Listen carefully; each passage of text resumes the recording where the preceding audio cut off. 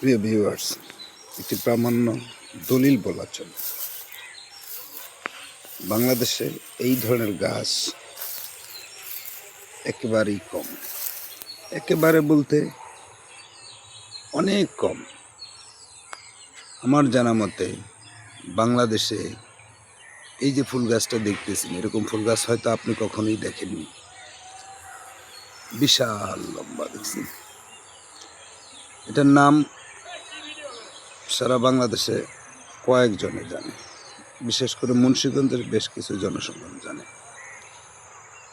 বাংলাদেশের 64টা ডিস্ট্রিক্টের প্রায় 40 হতে 45টা ডিস্ট্রিক্ট আমি ঘুরেছি, কিন্তু এ যাবৎ এই ধরনের গাছ আমার দৃষ্টিতে পড়েনি। কিন্তু মুন্সিগঞ্জের শ্রীনগরে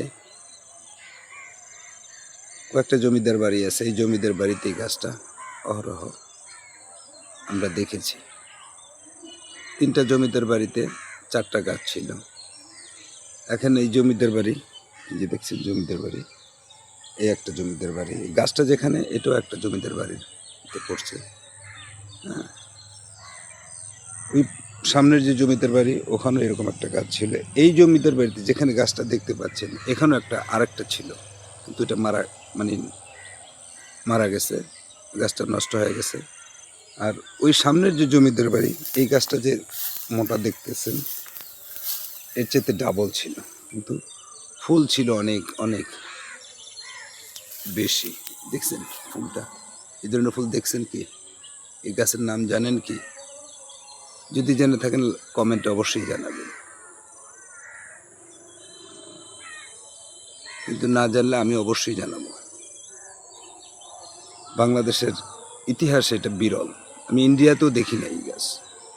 জলপাইগুড়ি ঘুরেছি, এনজিপি ঘুরেছি, দার্জিলিং তো অনেক জায়গায় ঘুরছি, তারপরে ক্যালকাটা অনেক জায়গায় ঘুরেছি, কোথাও আমি এই গাছটা দেখিনি। আশা করি লাইক কমেন্ট শেয়ার করবেন। এই গাছটাতে একটা ফল হয়। বাংলাদেশে যে এখন ওই মানে ছোটোখাটো একটা কোমরের মতন একটা ফল হয়, গুল হয়। এই যে ফুলের লতি দেখতে পাইতেছেন,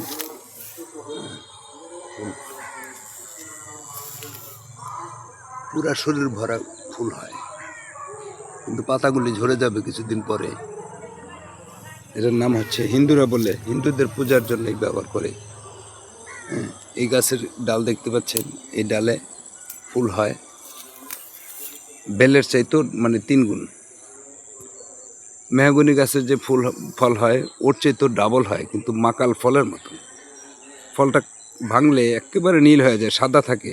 ভাঙার সাথে সাথে দেখবেন সাদা, কিছুক্ষণের মধ্যে দেখবেন সেটা একেবারে নীল হয়ে যায়। দেখতে পাচ্ছেন গাছটা। আর এটা হচ্ছে এই জমিদার বাড়ির একটি পুকুর। এই পুকুরের সমান পিছনে একটা পুকুর আছে। এখানে 3টা জমিদার বাড়ি।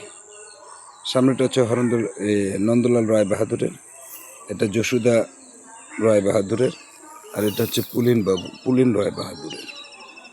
হ্যাঁ, দেখতে পাচ্ছেন একটা পুকুর। প্রত্যেকটা পুকুরের জমিদারের সামনের একটা করে পুকুর, পিছনে একটা করে পুকুর। দেখি বন্ধুরা কারা কারা বলতে পারেন এই ফুল গাছটার নাম। যদি জিজ্ঞেস করেন কমেন্টে, অবশ্যই আমি জানিয়ে দেব। আর যারা জানেন তারা তো বলবেনই। মুরব্বীদের কাছ থেকে শুনেছি এই ধরনের ফুল গাছ নাকি সারা বাংলাদেশে 14টা ছিল।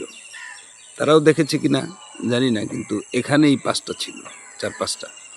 এই বাড়িতেই, এই 3 বাড়িতেই ছিল 4টা। আরেকটা ছিল ওই আরেকটা জমিদার বাড়ি আছে, ওখানে এতিমখানা আছে, ওখানেও একটা ছিল। এতিমখানা যাওয়ার পাশে একটা জমিদার বাড়ি ছিল, ওখানে একটা ছিল।